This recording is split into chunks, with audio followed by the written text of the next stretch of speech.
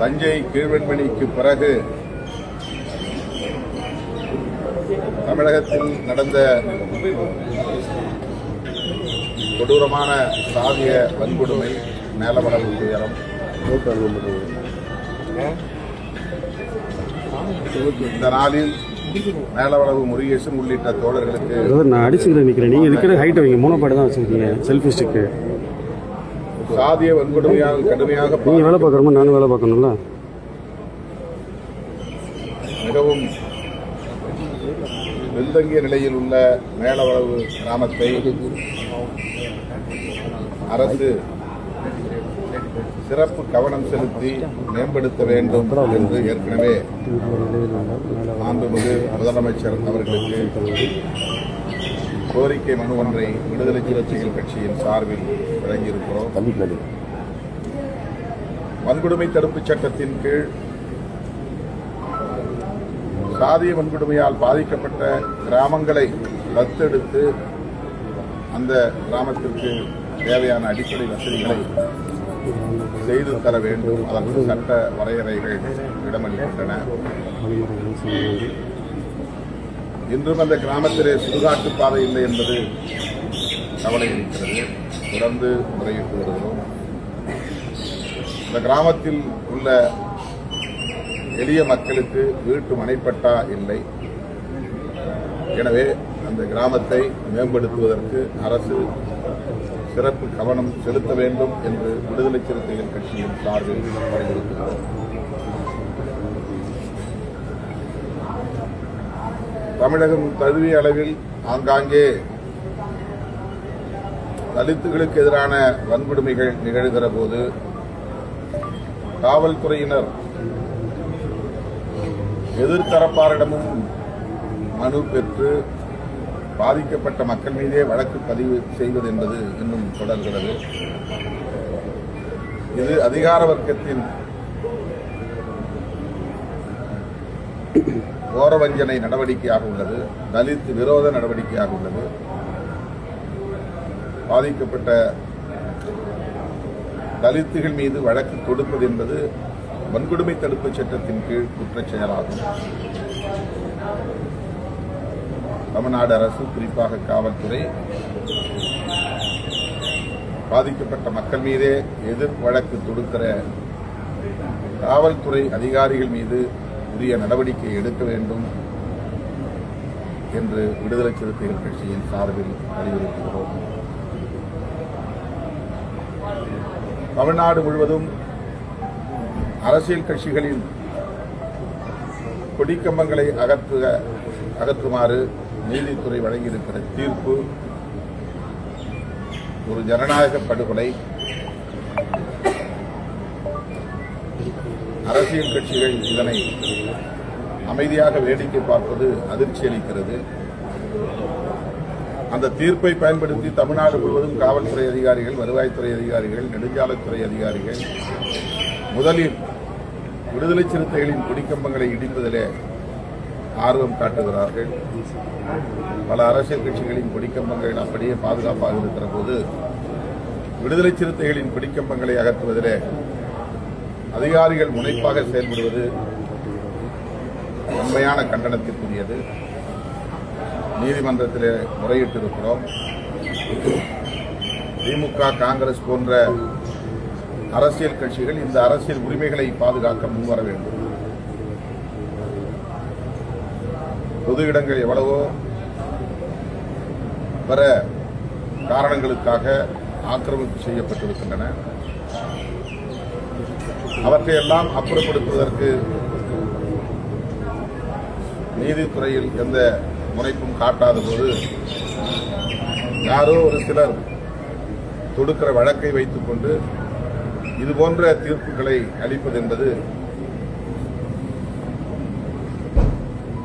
ஜனநாயகத்திற்கு எதிரான ஒரு போக்காக விடுதலை சிறுத்தைகள் கட்சி பார்க்கிறது.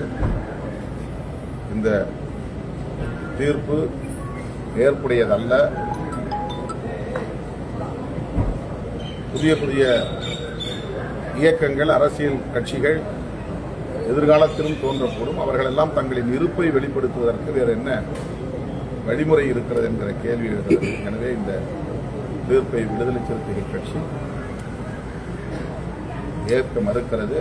இந்த அரசியல் உரிமைகளை பாதுகாப்பதற்கு அனைத்து ஜனநாயக சக்திகளும் ஒருங்கிணைய வேண்டும் என்று கேட்டுக்கொள்கிறேன்.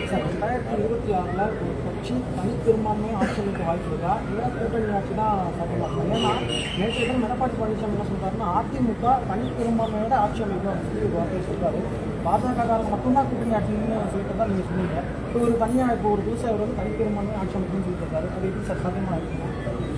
ஏற்கனவே இதை பற்றி நான் சொல்லியிருக்கிறேன். அமித்ஷா அவர்கள் மட்டும்தான் திரும்ப திரும்ப கூட்டணி ஆட்சி என்ற கருத்தை சொல்லி வருகிறார். இதுவரையில் அதிமுக தலைவர், அவருடைய பொதுச் செயலாளர் திரு எடப்பாடி பழனிசாமி அவர்கள் இந்த கருத்தையுமே சொல்லாமல் மௌனம் காக்கிறார் என்று குறிப்பிட்டிருந்தேன். தற்போது அவர் அதற்கு விடையளித்திருக்கிறார். அவர் சொல்லியிருக்கிற பதில் பாஜகவுக்குத்தான் என்பதை நம்மால் புரிந்து கொள்ள முடிகிறது. கூட்டணி ஆட்சி இங்கு இல்லை, அதிமுக அதற்கு உடன்படாது என்கிற விடையை பாஜகவினருக்குத்தான் சொல்லியிருக்கிறார் என்பதை எளிதாக புரிந்து கொள்ள முடிகிறது. அதேபோல அதிமுகவை எந்த கொம்பனாலும் கபலீகரம் செய்ய முடியாது என்ற கருத்தையும் பதிவு செய்திருக்கிறார். கபலீகரம் செய்வதற்கு யார் முயற்சிக்கிறார்கள் என்பதையும் அவர் தெளிவுபடுத்த வேண்டும். அதிமுகவை திமுக தலைமையிலான கட்சிகள் கபலீகரம் செய்ய முயற்சிக்க வாய்ப்பில்லை. அப்படி ஒரு முயற்சி மேற்கொள்ளவும் முடியாது. கூட இருக்கிற கட்சிகளால் மட்டும்தான் விழுங்கி செலுக்கிற முயற்சியை மேற்கொள்ள முடியும். ஆகவே அந்த கருத்தும் பாஜகவுக்கு எதிராக அவர் சொல்லியிருக்கிறார் என்றுதான் உணர்ந்து கொள்ள முடிகிறது. எனவே பாஜகவுக்கும் அதிமுகவுக்கும் இடையிலே ஒரு இணைப்பு இருக்கிறதே தவிர பிணைப்பு இல்லை என்பதை புரிந்து கொள்ள முடியும். வரப்போற தேர்தலில் பாஜக பிரிஞ்சாங்க அப்படின்னா அதிமுகவோட நீங்கள் ஒன்றுமே வாய்ப்பு இருக்கா? இது யூகமான கேள்வி என்று பலமுறை சொல்லியிருக்கிறேன். அப்படி ஒரு நிலை வருகிற போது கேள்வி எழுப்புங்கள், பதில் சொல்லுங்கள். சம்பவத்தில் வந்து ஒரு இளைஞர் வந்து காவல்துறை விசாரணை அவர் வந்து அது மிகுந்த அதிர்ச்சி அளிக்கக்கூடிய ஒரு சம்பவம். காவல்துறையினரின் விசாரணைக்கு அழைத்து செல்லப்பட்ட அந்த இளைஞர் அஜித்குமார் உயிரிழக்கும் நிலை ஏற்பட்டிருக்கிறது. அவருடைய உடன் பிறந்த தம்பி தன்னையும் அழைத்து சென்று விசாரித்தார்கள், தாக்கினார்கள். காவல்துறையினரின் தாக்குதலால் தான் எனது அண்ணன் உயிரிழக்க நேர்ந்திருக்கிறது என்று கூறியிருக்கிறார். அந்த பகுதியை சார்ந்த பொதுமக்களும் இதற்கு கடுமையான எதிர்ப்பை தெரிவித்திருக்கிறார்கள்.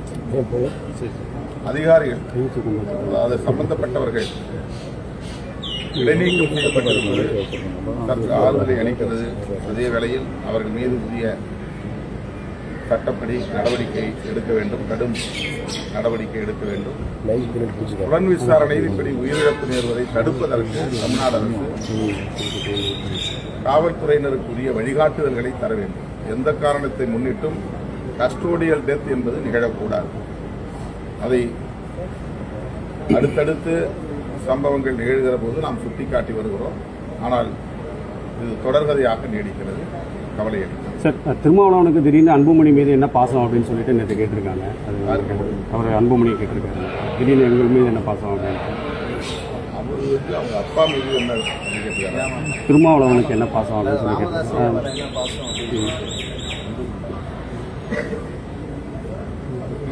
பாசம் என்பது ஒரு வலிமையான வார்த்தை. நாங்கள் குறிப்பிட்டது அந்த அடிப்படையால் அல்ல.